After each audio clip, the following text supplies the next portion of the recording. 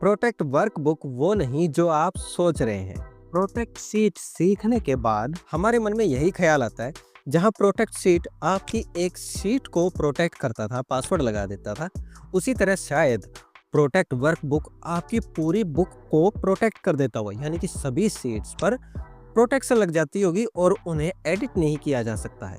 लेकिन ऐसा नहीं है, ये दोनों अलग तरीके से हमारी शीट या वर्कबुक को प्रोटेक्ट करते हैं। जहां तक बात आती है प्रोटेक्ट शीट की, तो आप मेरी पिछली क्लास में सीख चुके हैं कि ये आपके डाटा में होने वाली किसी भी एडिटिंग को रोकता है किसी खास शीट पर, या आप चाहें तो 1 बाय 1 सभी शीट पर पासवर्ड लगा सकते हैं, उसे प्रोटेक्ट कर सकते हैं।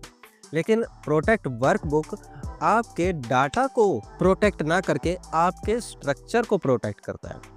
इससे मेरा मतलब है, प्रोटेक्ट वर्कबुक की हेल्प से आप अपनी शीट्स को सेफ रख सकते हैं, यानी कि कोई नई शीट ऐड नहीं की जा सकती, कोई पुरानी शीट डिलीट नहीं की जा सकती, उसे रीनेम नहीं किया जा सकेगा। इसका हमारी शीट में मौजूद डाटा से कोई लेना देना नहीं है। आइए इसे प्रैक्टिकली समझ लेते हैं। हमारे पास यहाँ पर 3 शीट मौजूद हैं और हम यहाँ पर प्रोटेक्ट वर्कबुक ऑप्शन यूज करने वाले हैं। उससे पहले मैं आपको दिखा दूं कि इन पर किसी तरह की कोई प्रोटेक्शन नहीं है, यानी कि आप यहाँ कुछ एडिटिंग करते हैं तो एडिटिंग हो जाती है, कुछ भी रुकावट नहीं है। और आप यहाँ आते हैं तो आप नई शीट भी ऐड करा सकते हैं और किसी भी शीट को आप यहाँ से कलर दे सकते हैं, उसे मूव कर सकते हैं, रीनेम भी कर सकते हैं, इस तरीके से, है ना।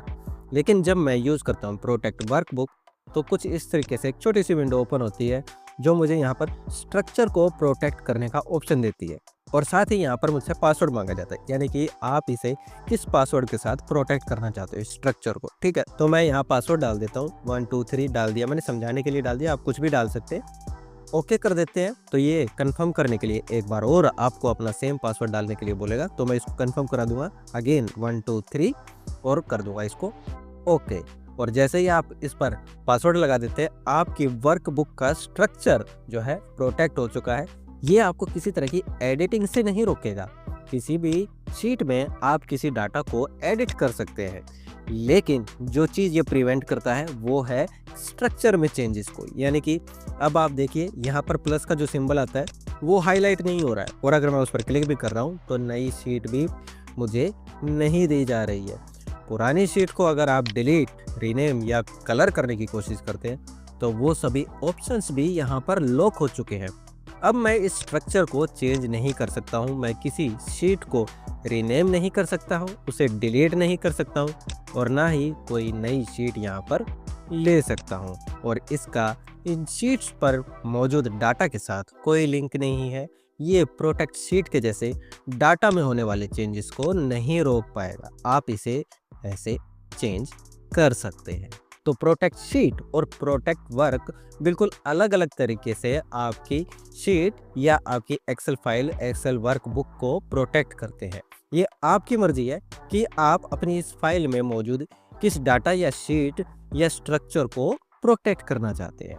और अगर आप इसे हटाना चाहते हैं, मैं चाहता हूँ यहाँ पर ये जो शीट है ये मुझे डिलीट करनी है, इसमें कोई डाटा ही नहीं है, मुझे इसको डिलीट करना है, मैं इसे फिर से पहले जैसा नॉर्मल करना चाहता हूँ कि इसमें एडिटिंग कर सकूँ, शीट को रीनेम या डिलीट या नई शीट ले सकूँ, तो उसके लिए मुझे यहाँ पर इसको अनप्रोटेक्ट करना पड़ेगा। और जैसे ही आप इस पर क्लिक करेंगे तो ये अगेन आपसे पासवर्ड मांगेगा। अब क्योंकि पासवर्ड सिर्फ आप ही के पास है तो आप ही इसे अनलॉक कर सकते हैं और इन चेंजेस को पॉसिबल कर सकते हैं। पासवर्ड हमने लगाया था, हमें पता है पासवर्ड 1 2 3 ओके कर देंगे और ये फिर से पहले जैसी नॉर्मल हो जाएगी। और अब मैं इस अननेसेसरी शीट को यहाँ से राइट क्लिक करके डिलीट कर सकता हूँ। अब मेरे सारे ऑप्शंस यहाँ पर मौजूद है। मैं पुरानी शीट को डिलीट कर सकता हूँ, नई शीट भी ले सकता हूँ और पुरानी ऑलरेडी मौजूद शीट्स को रीनेम भी कर सकता हूँ। तो ये यूज़ होता है हमारा प्रोटेक्ट वर्कबुक का।